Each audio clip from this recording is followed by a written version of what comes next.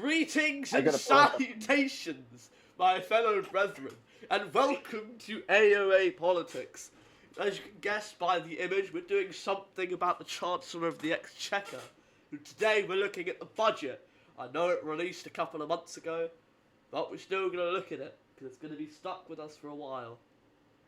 Now, the budget has been criticised for a lot recently, so we're just going to be talking about those points of what they've been criticised for and why those people are apparently incorrect. Yes. Now, I'm not going to sit here and say the budget's perfect, but it is a lot better than what people make it out to be. Like, for example, it actually is increasing payments for pensioners. Let me find the bit. Yeah. Basic and new state pension payments will go up by 4.1%. But, yeah, increasing minimum wage as well from £11.44 to £12.21 per hour. Who doesn't like that? Important thing about the minimum wage. Back in 1997, when Tony Blair first introduced the minimum wage, the Conservative Party, in traditional right-wing manner, disagreed with it under the grounds that it would hurt inflation. And what happened next? They got Inflation, empowered. not inflation. What happened next? Employment went up. People got more jobs at a wage they could live at. And that is what the right wing is trying to prevent. They're trying to take away your jobs. Yeah. Don't listen to whatever Nigel Farage says about him being for the working class, he says, as he tries to stand next to them and they tell him to F off because they absolutely despise him.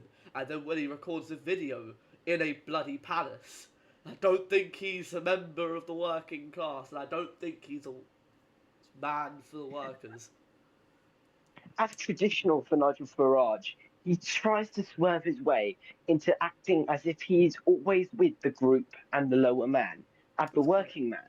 But the thing with Nigel Farage, he's saying now that he's proud to stand up with the farmers in their current protests against the budget. However, back in 2017, when the farmers were protesting against Brexit, I don't think Nigel Farage was standing with the farmers. In fact, he called them the very thing holding the country down. Oliver, anything to add? Yeah, we're getting off topic. We should probably get back onto the budget. That's what this episode's for, right? We also talk about the budget, it's about the inheritance tax thing. Yeah, fair enough. Yeah, let's go on about inheritance. Yeah, the inheritance tax. People don't like it. Well, it kind of broke. Don't really have Another reason is farmers in this country are spoiled. Why should farmers get exception for inheritance tax while every other profession has to deal with the burden of being British? It's inhumane. 85% of Britain's land is rural land, i.e. farmland. That land, like, if we took about 5% of that for housing crisis gone, cost of living crisis reduced. We still have that land. People are sad about food, aeroponics, hydroponics. It's a way where you just stack plants on top of each other. It's a lot more space efficient, and you still get food from it. In fact, there's a place somewhere in England which produced about the same as a farm that's probably about 5 acres large, and it's about an acre. At most.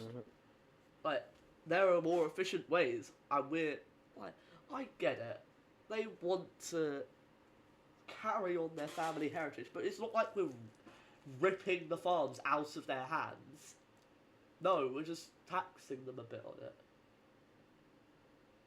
Actually, how much is the inheritance tax? Because here it just says it frees the threshold. It was raised to it was a cap of like 350k, I think. Bro, like, come on. Instead of, like, it's not like they're just holding them at gunpoint saying, you have 2 weeks to give us your entire farm so we can build entire cities on top of it. No. It's not what they're doing. And then let's talk about the NHS. Oh After yes. 14 years of Tory austerity and cutbacks to the National Health Service, your care has gotten lower. Waiting lists have increased since, and in fact, in the last Labour government back in 2008, and we had the lowest NHS waiting lists we've ever seen in the history of the NHS, and that was under a Labour government. Since the Conservatives took power, they have been growing due to cutbacks. In the end, your care has gotten worse. You are waiting longer. A&E waiting hours were around 12 hours to be able to get basic treatment. I mean, come on. As Armanov has said, waiting lists are going down faster than the pound crash during Liz Truss. Yeah. It says here, which I'll link my sources in the description, so you know I'm not taking it. I'm taking it from the BBC, so meant to be a neutral source, whether it is or isn't. It's run by Tories as well, so technically it isn't. But hey ho. The Yeah, no, Chancellor that's a big called. part of the BBC Yeah. Tories. It says here the Chancellor called it the biggest hike in funding for the NHS since 2010. £22 billion extra for the front line, and another £3 billion for equipment and buildings for the rest of this financial year and the following one. That may sound like a lot, but the overall health budget for this year alone is in excess of £190 billion. Let's talk about nationalisation. Over the last few years, after the last 14 years of Tory governments, we've seen energy prices going up, rail prices going up, all done by the private sector. That's one major thing I like about this Labour government. Yeah. National and Great British Energy, National Rail, back into the public sector. The public sector has been the backbone of this country, especially. I mean, look at the North regarding private railways. It's killed them. The working class old Labour town York has been just destroyed by the privatisation of rail service. And don't get me started on energy prices under the Tories. Yeah. You can complain, like, people say, oh, the Labour Party's increasing energy prices. No, they've inherited the Conservatives' energy prices. It's kind of what they've just done. They've ruined the country. Gone on. Firstly, they're like, oh, Labour's already ruined the country. No, they haven't. They've only been in power for like half a year. Rome wasn't built in a day. Let them cook. Yeah. Oliver, anything to add? They all just stayed kind of silent. Oh, I'm gonna take that as a no. We're going to cut this bit, but he's on mute. Okay. Well, I was on. Oh my god, I was on mute. Jesus I was dumb. Christ, that was so loud. My fault. My fault. All right. Let's cut it from here. Oliver, start in 3, 2, 1. Yeah, I would like to touch on the privatisation of the railroads. It is causing delays, and the budget's trying to fix that, and hence I can respect that. I mean, you've already covered most of the stuff I wanted to say. If you think the budget's bad, as I heard of Liz Truss's mini budget. Let's have a look at that. Yeah. Let's laugh at Liz Truss. Mini budget.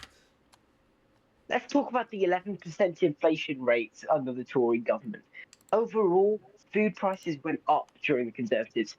Everything got worse under the Conservatives. Please find a way in the comment section to disprove me on this. But as far as my concern, I can't see something positive out of the last 14 years of Tory government, not even Brexit, especially after that whole no deal shabeel from Boris Johnson, which led to the average Briton being £3,000 worse off. There is nothing good out of the Conservative government we have just experienced. I don't see anything. Yeah. And something I keep hearing out of the Conservative Party is their pledge for diversity, saying, oh, we've had more female prime ministers than the party opposite. But I really don't think that's the light you want to put on Liz Truss. Yeah. Agreed. Ooh, ooh. Yeah. Mark my words, if another Conservative Party take over next general election under Badnock's leadership, we're going back to another Boris Johnson or another Liz Truss. I've said this before and I'll say it again. This is for Reform UK, but I'm starting to apply it to the Conservatives as well. If Nigel Farage becomes the Prime Minister, I'm moving country. Where? I don't know. I'm thinking either America, probably not Canada. But the difference with America is that if I go to the right state, Trump can't do anything. Also, Trump can't become president after this. Unless he changes the constitution. But I don't think he's going to do that. He's not that stupid. Yeah. Anything else to add?